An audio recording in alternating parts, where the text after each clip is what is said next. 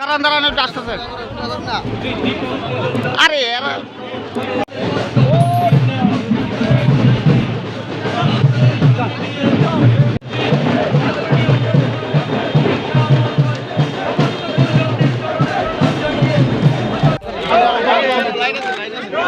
এইভাবে আমরা সরাই নাই ক্যাম্পিং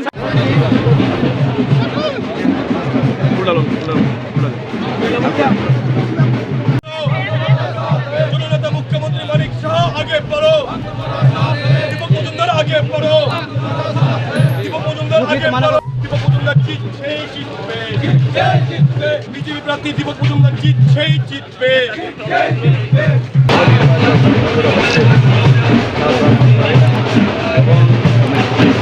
ভারতীয় জনতা পার্টির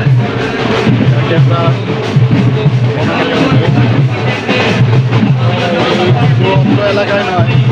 সমস্ত ত্রিপুরাবাসী এবং কাজের ব্যক্তি উপজেলা মিউনিসিপ্যাল কর্পোরেশনের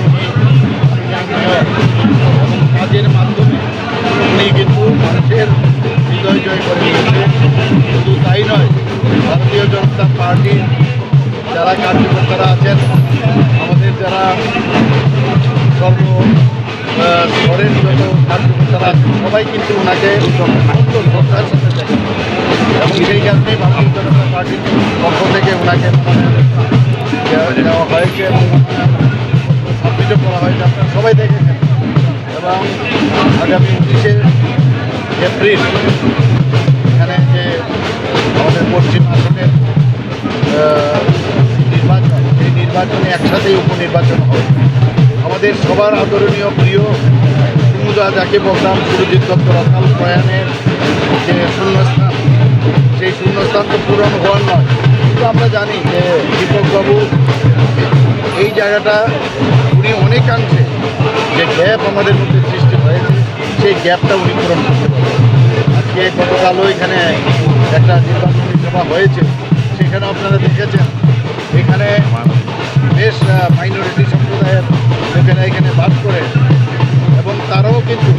তাকে সমর্থন জানাচ্ছেন। প্রচুর পরিমাণে লোক আজকে আমরা এখানে এসেছি, সমস্ত এই এলাকার যারা মাইনরিটি সম্প্রদায়ের আছেন তাদের প্রতিটা ঘরে যাবো, আমরা রোড শো হবে এবং সবার কাছে আবেদন আমরা করবো যে মোদিজি আপনাদের কাছে পাঠিয়েছেন এবং মোদিজি আপনাদের আশীর্বাদ চাইছেন এবং আমি নিশ্চিত পশ্চিম আসনে এবং আমাদের সাত রামনগরে প্রচুর পরিমাণে মানুষ ভোট দেবে এবং ওনাকে জয়যুক্ত করবেন এবং সেই রেজাল্ট আপনারা ভোট